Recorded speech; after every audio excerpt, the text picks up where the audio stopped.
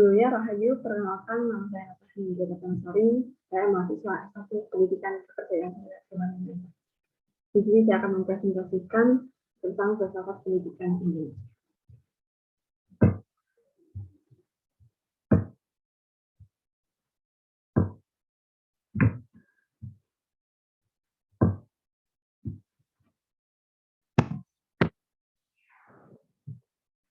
Filsafat pendidikan Indonesia.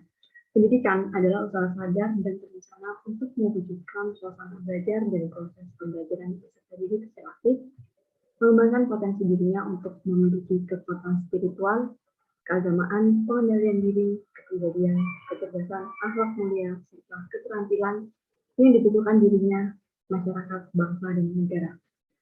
Kajian-kajian pendidikan dilakukan oleh beberapa ahli dari berbagai disiplin ilmu, diantaranya adalah ahli filsafat, ahli agama, ahli sosiologi, dan lain sebagainya. Inilah yang menyebabkan munculnya ilmu pengetahuan kependidikan seperti ilmu filsafat pendidikan, ilmu sosiologi pendidikan, dan lain sebagainya. Mengenai filsafat pendidikan, ini merupakan suatu cara pandang tentang bagaimana cara pelaksanaan ataupun perbaikan proses pendidikan, baik di tenaga pendidik, peserta didik, sampai sarana dan prasarana yang menunjang keberhasilan suatu proses pendidikan. Kemudian ada hubungan filsafat dengan pendidikan. Seorang filsuf Amerika, yaitu John Dewey, beliau berpendapat bahwa hubungan filsafat dan pendidikan adalah suatu keharusan, dan selanjutnya beliau mengatakan bahwa filsafat itu adalah teori umum dari pendidikan, landasan semua pemikiran mengenai pendidikan. Selain itu, filsafat memiliki faktor-faktor realita serta pengalaman yang banyak terdapat dalam melakukan pendidikan. Filsafat pendidikan adalah pelaksanaan pandangan filsafat dan kaidah filsafat dalam bidang pendidikan. Filsafat tersebut mencerminkan pelaksanaan prinsip-prinsip dan kepercayaan yang menjadi dasar dari filsafat umum dalam menyelesaikan masalah pendidikan secara praktis. Filsafat pendidikan adalah pelaksanaan pandangan filsafat dan kaidah filsafat dalam bidang pengalaman kemanusiaan yang disebut dengan pendidikan. Filsafat pendidikan adalah aktivitas pikiran yang teratur dan menjadikan filsafat itu sebagai jalan untuk mengatur, menjelaskan, dan menentukan proses pendidikan. Filsafat pendidikan itu dapat menjelaskan nilai-nilai lain yang diusahakan untuk mencapainya. Maka filsafat pendidikan yang baik hendaknya itu adalah memberi pedoman kepada perancang-perancang dan orang-orang yang bekerja dalam bidang pendidikan dan pengajaran, menghubungkan usaha-usaha pendidikan mereka dengan filsafat umum untuk menyelesaikan dengan cepat dan tepat akan masalah-masalah pendidikan. Kemudian ada aliran-aliran filsafat pendidikan. Aliran-aliran filsafat pendidikan ini dibagi menjadi 3. Yang pertama ada aliran progresif. Secara umum, progresif berpijak pada aliran pragmatis, yaitu aliran filsafat yang berpandang bahwa kebenaran segala sesuatu ada pada kegunaan praktisnya. Pandangan progresif tentang beberapa hal terkait pendidikan. Yang pertama, pendidikan itu harus membawa kemajuan, jadi tidak konservatif dan tidak otoriter. Yang kedua, pendidikan harus memperhatikan kemampuan-kemampuan dasar manusia yang merupakan motor penggerak bagi kemajuan dirinya. Yang ketiga, ada ilmu-ilmu yang potensial membantu pemikiran dan praktik pendidikan, yaitu antropologi, biologi, psikologi, dan ilmu alam. Kemudian yang keempat ada realita yang berupa ide dapat digunakan untuk kemajuan. Yang kelima, dalam mencari ilmu pengetahuan, lebih menekankan pada pendekatan induktif, rasional, dan empirik. Sesuai dengan filsafatnya yang empirik, progresivisme memandang nilai atau norma bukan sebagai ide murni dan harus diuji secara empirik, yaitu dicocokkan dengan kenyataan yang ada dalam masyarakat. Kemudian pandangannya tentang belajar. Progresivisme ini berpendapat bahwa peserta didik memiliki potensi yang berupa akal dan kecerdasan yang dapat digunakan untuk menghadapi lingkungannya dalam bentuk memecahkan berbagai masalah.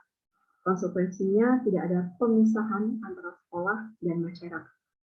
Sekolah juga harus mengembangkan kreativitas peserta didik. Kemudian yang terakhir, pandangan yang terakhir, Pandangan progresivisme tentang kurikulum adalah bahwa kurikulum harus fleksibel, tidak bersifat universal, harus sesuai dengan kebutuhan setiap anak, serta sesuai dengan kondisi dan kebutuhan lingkungan setempat. Kurikulum harus dapat mengembangkan intelek, emosi, motorik, dan sosial peserta didik secara utuh. Kemudian yang kedua ada aliran esensialisme. Esensialisme ini mempunyai pandangan bahwa pendidikan sebagai pemelihara kebudayaan. Pendapat esensialisme mengenai pendidikan diantaranya yaitu yang pertama, tentang apa yang harus diajarkan kepada peserta didik, di samping adanya hal-hal yang berubah sesuai dengan tuntutan zaman pada materi pelajaran yang sifatnya tetap ada pada setiap zaman. Tentang materi apa yang sifatnya tetap tersebut, misalnya bahasa, moral, matematika, ilmu pengetahuan alam, dan sebagainya. Hal-hal yang esensi tersebut ada meskipun wujud nilainya berbeda-beda. Kemudian, pendidikan harus menemukan hal-hal yang merupakan esensi tersebut. Selanjutnya, kurikulum tidak perlu terlalu banyak menyajikan pengetahuan atau pengalaman. Cukup diberikan yang esensi yang merupakan inti dari berbagai pengetahuan atau pengalaman. Dan selanjutnya, peserta didik harus mengembangkan dirinya. Kemudian yang ketiga ada aliran perennialisme. Perennialisme adalah suatu pandangan bahwa dalam zaman yang selalu berubah tetap ada benang merah yang menghubungkan zaman yang satu dengan zaman yang lain.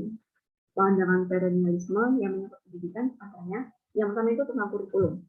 Perennialisme ini berpendapat kurikulum merupakan alat untuk mengembangkan akal dan moral.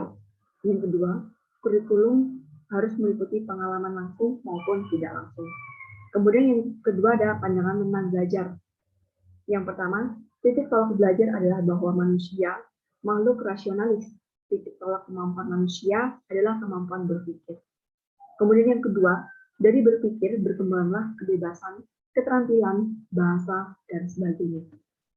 Kemudian yang ketiga, belajar adalah persoalan latihan dan disiplin mental. Yang penting adalah pengembangan kemampuan dasar, dan materi ajar hanyalah alat untuk mengembangkan kemampuan dasar. Kalau kemampuan dasarnya tersebut sudah berkembang dengan sendirinya, manusia akan dapat menghadapi dan memecahkan segala masalah yang sedang dihadapi. Kemudian yang keempat, ada belajar yang terjadi dalam bentuk pengajaran dan ada belajar yang berupa penemuan sendiri oleh peserta didik. Demikianlah aliran-aliran filsafat pendidikan. Kemudian yang selanjutnya ada manfaat filsafat pendidikan. Yang pertama itu menolong perancang pendidik. Yang kedua itu memberikan pandangan yang luas. Yang ketiga adalah melatih berpikir. Dan yang keempat yaitu memberikan dasar ilmu pengetahuan. Kemudian yang selanjutnya adalah filsafat pendidikan Indonesia. Di filsafat pendidikan Indonesia ini saya akan membahas dua hal.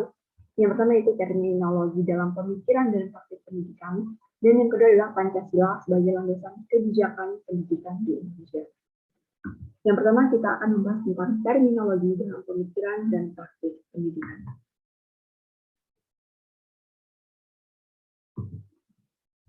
Keadaan formal filsafat pendidikan di Indonesia kenyataannya belum pernah ada meskipun dalam penerapan kebijakan-kebijakan pendidikan. Hal tersebut sudah terkandung secara implisit.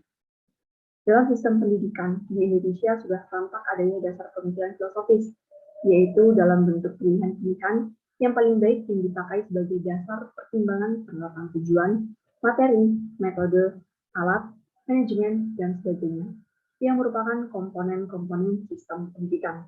Namun, di dalam memilih konsep-konsep terbaik tersebut tidak secara jelas menggunakan terminologi filsafat ataupun filsafat pendidikan secara baku dan yang dipakai oleh banyak negara di dunia. Pendidikan di Indonesia tidak secara eksplisit memilih cabang filsafat mana dan aliran filsafat mana yang dipakai dalam menerapkan kebijakan atau membuat aturan pelaksanaan. Memang, hal ini tampaknya tidak menimbulkan masalah dalam praktik. Akan tetapi dengan tidak digunakannya dasar filosofis ini, kebijakan dan keputusan yang diambil para pemangku kewenangan sangat mungkin berubah-ubah tanpa dapat dipertanggungjawabkan. Kemudian selanjutnya kita akan membahas tentang Pancasila sebagai landasan kebijakan pendidikan di Indonesia. Satu-satunya pegangan yang dapat dikategorikan sebagai dasar filosofis pendidikan di Indonesia adalah Pancasila. Pancasila diakui sebagai filsafat bangsa Indonesia yang berkembang mulai zaman purba sampai sekarang, dan diharapkan sampai masa-masa selanjutnya. Bahwa Pancasila dapat dipandang sebagai landasan filosofis bagi pemikiran dan praktik pendidikan di Indonesia, dapat dipahami atas dasar hakikat Pancasila. Meskipun tidak secara eksplisit, Pancasila ditetapkan sebagai filsafat pendidikan di Indonesia, namun dalam kenyataannya Pancasila telah ditetapkan sebagai landasan berpikir pendidikan baik dalam bentuk undang-undang maupun dalam praktik penyelenggaraannya. Pancasila sudah ditetapkan sebagai paradigma pembangunan di Indonesia, model dan kerangka berpikir, perencanaan dan pelaksanaan pembangunan di Indonesia, dasar negara. Salah satu bidang pembangunan yang menggunakan paradigma pembangunan adalah pembangunan bangsa dan pembentukan karakter bangsa. Dari sinilah dapat dipahami bahwa Pancasila menjadi acuan dasar pemikiran dan pelaksanaan pendidikan. Hal ini telah diterapkan dalam penetapan hukum yang mengenai pendidikan.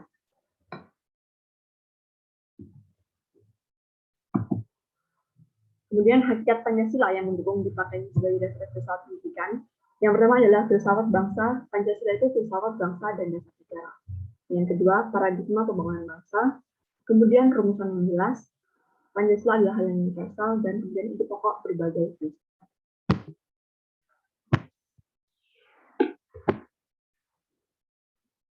Sudah banyak kebijakan pemerintah Indonesia dalam bidang pendidikan yang didasarkan pada sudut pandang filosofis secara universal.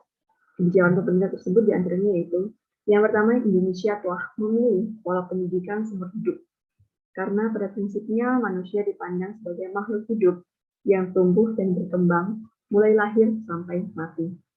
Ajaran Pancasila memandang manusia tidak hanya untuk kehidupan di dunia, tetapi juga kehidupan di akhirat. Begitu pula pendidikan tidak hanya untuk anak, namun untuk orang dewasa juga. Yang kedua, Indonesia juga telah melaksanakan pendidikan untuk semua. Hal ini didasarkan pandangan bahwa pendidikan merupakan hak setiap manusia, dan ini sesuai dengan Pancasila.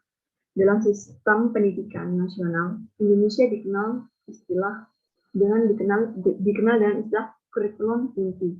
Konsep ini mirip dengan ajaran filsafat pendidikan esensialisme yang menghendaki adanya mata pelajaran yang tidak terlalu banyak, cukup yang pokok-pokok saja. Dalam jangka waktu tertentu, diadakan peninjauan kurikulum. Hal ini, pendidikan Indonesia juga bisa menerima aliran filsafat pendidikan progresif yang menghendaki tidak adanya kurikulum yang abadi. Namun, peninjauan kembali tersebut pada prinsipnya juga tidak terlalu sering dilakukan. Yang terjadi hanyalah perubahan nama kurikulumnya saja. Dalam pendidikan karakter, orientasinya pada jiwa proklamasi, memandang semangat proklamasi sebagai karakter yang luhur. Hal ini sangat mirip dengan aliran filsafat perennialisme. Konsep multikultural yang dikembangkan di Indonesia juga merupakan konsep global yang sesuai dengan konsep Pancasila. Konsep pendidikan bermakna juga dikembangkan atas dasar filosofi global sesuai dengan hakikat Pancasila. Dengan demikian, dengan ditetapkannya Pancasila sebagai dasar pendidikan secara rasional dan empirik, pendidikan Indonesia sudah memiliki landasan filosofis yang dapat dipertanggungjawabkan. Demikian yang dapat saya sampaikan. Apabila dalam memaparkan materi terdapat kesalahan atau kekeliruan, saya mohon maaf. Terima kasih. Rahayu, Rahayu.